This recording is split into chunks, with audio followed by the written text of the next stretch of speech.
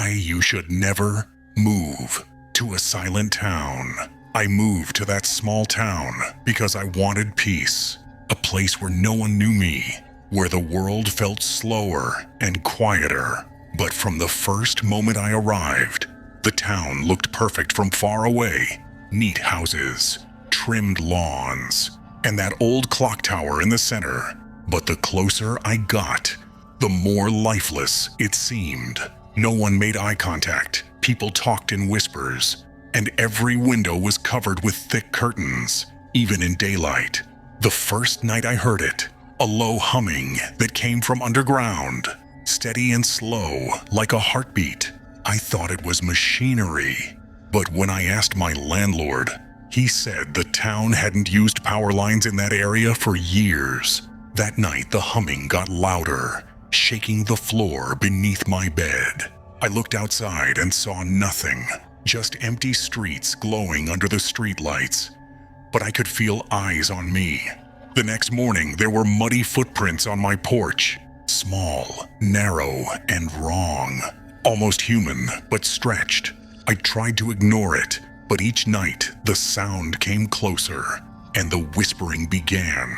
At first, I thought it was wind, soft and distant, until it started saying my name. I went to the sheriff, but he didn't ask for details. He just stared and said, "Whatever you do, don't open the door after 2 a.m. I didn't believe him until the next night when I heard 3 slow knocks, each one heavier than the last, followed by silence, then breathing. I could hear it right behind the door, long and uneven, like something trying to remember how to breathe. I waited until sunrise before checking, but when I did, I saw deep scratches carved into the wood, spelling my name backwards. That's when I knew it wasn't just some prank. The roads out of town didn't work either. Every time I tried to leave, I ended up back at the same gas station, where the old man behind the counter smiled too wide and said, "It doesn't like when people leave." His eyes were pure white. That night, I nailed the door shut, but it didn't matter. I heard movement inside the walls, crawling, whispering, laughing. The lights flickered and died, and in the dark, I saw shadows moving that weren't mine. I ran to the bedroom, but the humming was in there too, louder now, vibrating the walls. And when I looked at the mirror, I saw something standing behind me. It was tall and thin, its skin gray and stretched tight over bone, with a mouth too wide and full of teeth that didn't look human. It leaned close to my ear and said, "You shouldn't have come here." I passed out. When I woke up, it was morning, but everything was different. The air was heavy and still. Every house door in the street stood open, every window shattered. The clock tower bell was ringing, but no one was there to ring it. The humming never stopped. It only grew louder until it matched my heartbeat. Now, I can't tell if it's coming from the town or from me. I think it's inside me now, and I think it's waiting for someone new to move in. I don't know how long it's been since that morning. The days all blend together here, if they even are days anymore.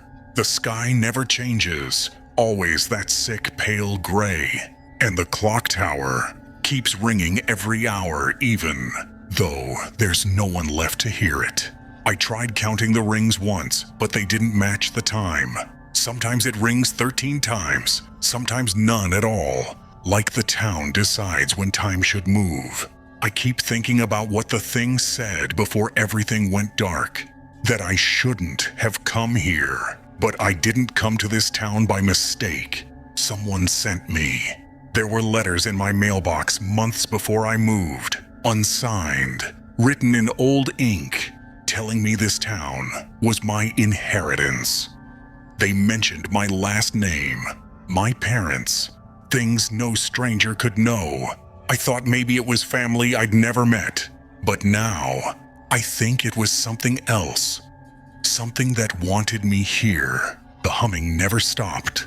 It's louder at night, pulsing under my skin. Like the town is breathing with me.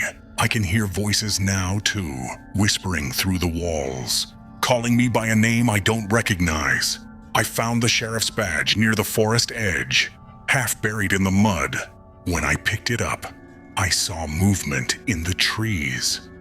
Faces, dozens of them, pale and still, watching from the shadows. Some of them looked like people I'd met here, others like people I'd only dreamed about. One looked exactly like me. I ran back to the house, but the door wasn't where it should have been. The walls had shifted, stretching, bending, like the house was alive too. Inside, the pictures on the walls had changed.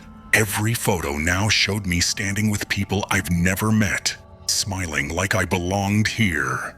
The whispers told me to look in the basement, and even though I didn't want to, I did. The stairs were wet, cold, covered in something like moss. The deeper I went, the louder the humming got, until I realized it wasn't humming anymore. It was chanting. The air was thick and hot, and the ground below me pulsed like a heartbeat. Then I saw it, a massive shape under the floor, trapped in the earth, but still moving, breathing. Its skin looked like the roots of trees, veins glowing faintly red, and when I stepped closer, I saw faces in it, dozens of faces, all twisted in silence, mouths open like they were screaming. One of them was my father's, another was mine. I ran, but the stairs were gone, and the walls were closing in. I remember the ground opening up, pulling me down, and the last thing I saw before it went dark was the clock tower through the window, ringing without sound. Now, I'm here again, sitting in the same house, writing this, waiting. The humming has stopped for the first time. The silence is worse. I think it means it's listening. The journal's still open in front of me, but the words were different. They weren't mine anymore. The handwriting was shaky, older, and it said, "You know now. Go before it wakes." My hands were trembling as I flipped the pages, and each one showed scenes I never lived. People kneeling around the thing in the basement, chanting in a language I somehow understood. They were calling it the Heart of Silence, the being that made this town what it is. Long ago, the townsfolk built their homes around it, thinking it was a gift, a guardian that kept them safe from death. But the truth was worse. It fed on them, on their voices, their memories, their lives, until all that was left was quiet. The silence wasn't peace, it was hunger.